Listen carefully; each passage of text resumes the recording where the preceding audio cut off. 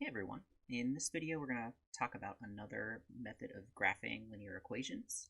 But before we get to that, I want to have a little bit of a discussion about some special cases of linear equations.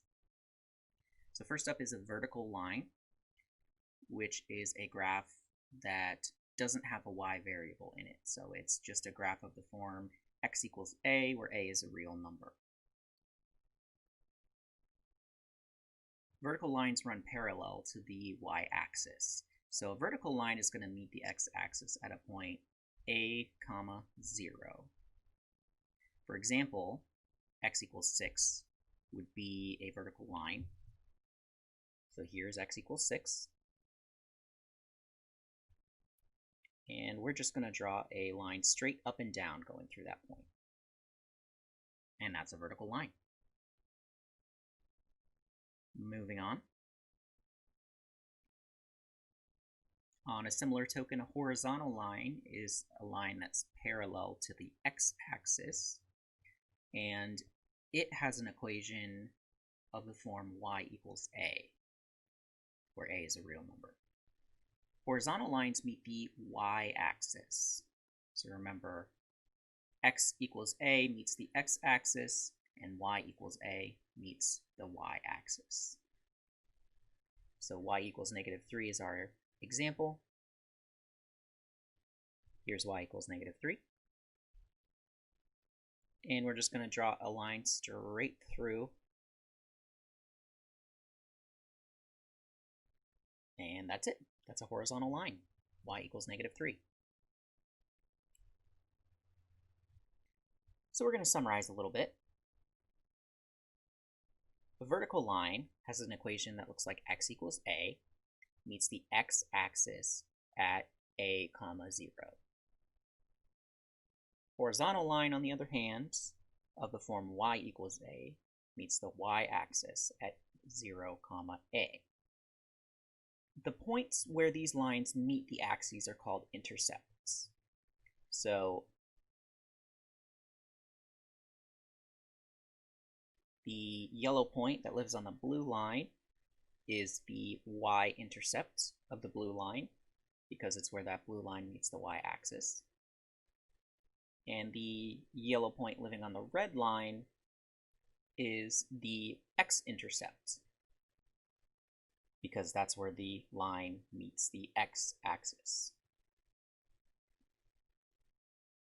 So this notion of x and y intercepts is exactly how we're going to be graphing our lines for our second method.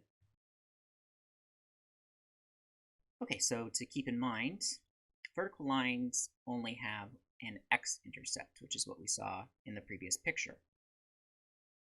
And importantly, an x-intercept is where y is equal to 0. Similarly, the horizontal line only has a y-intercept, and that is where x is equal to 0. So a line that is slanted diagonally has two intercepts, an x and a y, kind of like this purple line pictured here.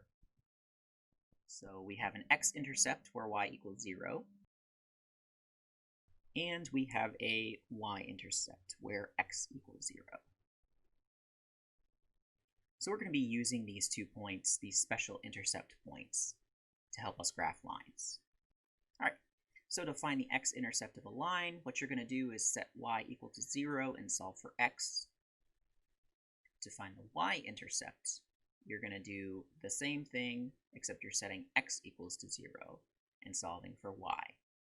So this is a little bit tricky to keep straight. If you're finding the x-intercept, you're setting y equal to 0. But an easy way to keep track of things is you ask yourself, what are you finding? If you're finding the x-intercept, your final answer should be x equals. If you're finding the y-intercept, your final answer should be y equals. So if you want to know whether or not you've chosen the correct variable to plug 0 into, your final answer should have the correct variable. All right, so for the line -x plus 2y equals 6, if I want to find the x-intercept, I'm going to set y equal to 0.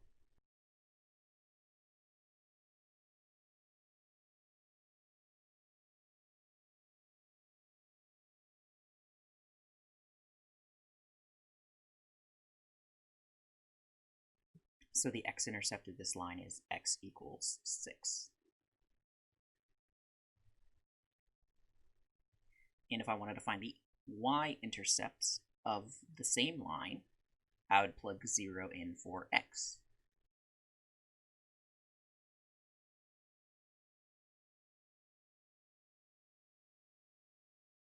So our y-intercept is 3.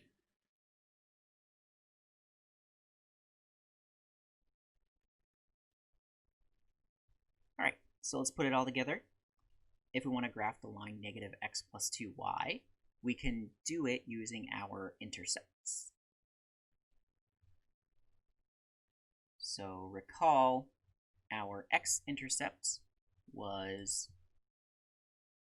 negative 6, and our y-intercept was 3. So let's graph those 2 points. For the x-intercept being negative 6, that's going to be on the x-axis. And the y-intercept being 3 is going to be on the y-axis.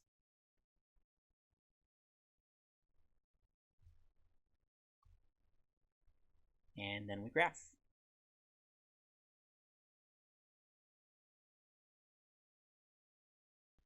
And there we have our line negative x plus 2y equals 6. I feel like this method is especially good if you have an equation that looks like this, so you don't have to keep changing it around to solve. The y equals type equation that we had in the previous video, I think plotting points is probably the easiest method there. And when you plug in 0 for x, you're finding the y-intercept anyway. So you're doing a little bit of a combination there. All right, that about wraps it up for this video. Next up, we're going to be starting our discussion on slopes and what that has to do with the equation of a line.